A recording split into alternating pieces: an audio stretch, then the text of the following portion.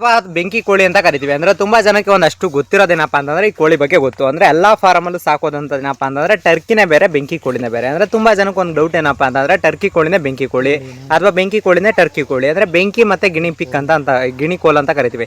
ಸಾರಿ, ಗಿಣಿ ಪಿಕ್ ಅಂದರೆ ಮೊದಲು ಬರುವಂಥ ಒಂದು ತಳಿ.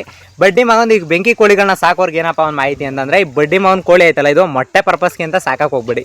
ಅಂತಂದರೆ ಮೊಟ್ಟೆ ಪರ್ಪಸ್ ಅಥವಾ ಮರಿ ಮಾಡಿಸ್ತೀನಿ ಮೊಟ್ಟೆ ಸಿಗ್ತವೆ ಅನ್ನೋದು ಮತ್ತು ಈ ಥರದ್ದು ಏನಾದ್ರು ಪರ್ಪಸ್ ಐತೆ ಅಂತಂದರೆ ನೀವು ಯಾವುದೇ ಕಾರಣಕ್ಕೂ ಸಾಕಕ್ಕೆ ಹೋಗ್ಬಿಡಿ.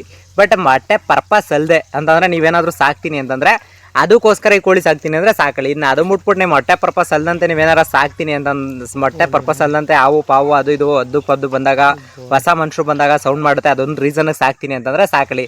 ಅದನ್ನು ಬಿಟ್ಟು ನೀವೇನಾದರೂ ಮೊಟ್ಟೆ ಪರ್ಪಸ್ ಮಾಡ್ತೀನಿ ಅಂದರೆ ಬೋಳಿ ಮಗನ ಮೊಟ್ಟೆನೇ ಇಕ್ಕಲ್ಲ. ಯಾಕೆ ಇಕ್ಕಲ್ಲ ಅಂತಲೂ ಹೇಳ್ಬಿಡ್ತೀನಿ ಕೇಳ್ರಿ. ಅವು ಫುಲ್ಲು ಸ್ಟ್ರಾಂಗು ಅಂತಂದರೆ ಈಗ ಹಾರ್ಡ್ದು ಇದ್ದಿದ್ದಂಗೆ ಅಂತಂದರೆ ಜಾಸ್ತಿ ರಫು ಅಂತಂದರೆ ರಫ್ ಆಗಿರೋದ್ರಿಂದ ಅದು ಯಾವುದೇ ಕಾರಣಕ್ಕೂ ಮೊಟ್ಟೆಗೆ ಮತ್ತು ಇದಕ್ಕೆಲ್ಲ ಸೂಕ್ತವಾದದ್ದಲ್ಲ. ಅದೇನಿದ್ರು ಬಂದಾಗ ಫಾರಮ್ ಹತ್ರ ಯಾರು ಹೊಸ ಮನುಷ್ಯರು ಬಂದಾಗ ಸೌಂಡ್ ಮಾಡೋದು ಈ ಥರದ್ದು ಒಂದಷ್ಟು ಕೆಲ್ಸಕ್ಕೆ ಬಿಟ್ರೆ ಬಡ್ಡಿ ಮಗು ನೀನು ಯಾವುದಕ್ಕೂ ವ್ಯರ್ಥನೇ ಅದು. ತುಂಬ ಜನ ಅಣ್ಣಂದಿರು ಕೇಳ್ಬೋದು, ಅಣ್ಣ ಟರ್ಕಿ ಕೋಳಿಗೂ ಬೆಂಕಿ ಕೋಳಿಗೂ ವ್ಯತ್ಯಾಸ ಇಲ್ವಾ ಮತ್ತು ವ್ಯತ್ಯಾಸ ಆಯ್ತಾ ಅಂತ. ಬೆಂಕಿ ಕೋಳಿನೇ ಬೇರೆ, ಟರ್ಕಿನೇ ಬೇರೆ. ಬೆಂಕಿ ತಳಿ ಜಾತಿನೇ ಬೇರೆ, ಟರ್ಕಿ ಜಾತಿನೇ ಬೇರೆ. ಆದುದರಿಂದ ನೀವು ಸಾಕೋರು ಟರ್ಕಿ ಕೋಳಿ ಸಾಕೋರೆ ಬೆಟರ, ಬೆಂಕಿ ಕೋಳಿ ಸಾಕೋರೆ ಬೆಟರ ಅಂತ ತುಂಬ ಜನ ಕೇಳ್ಬೋದು. ಬಡ್ಡಿ ಮಗಂದು 2 ಸಾಕಿದ್ರು ನೀವು ಸಾಕಿದಾಗ ಚಿಕ್ಕ ಚೆನ್ನಾಗಿರ್ತವೆ. ದೊಡ್ಡ ಆಯಿತು ಅಂತಂದ್ರೆ ಅವ್ನ ತಾಯಿ ನಾಡಂದು ಏನು ಹೇಳೋದ ಅವನು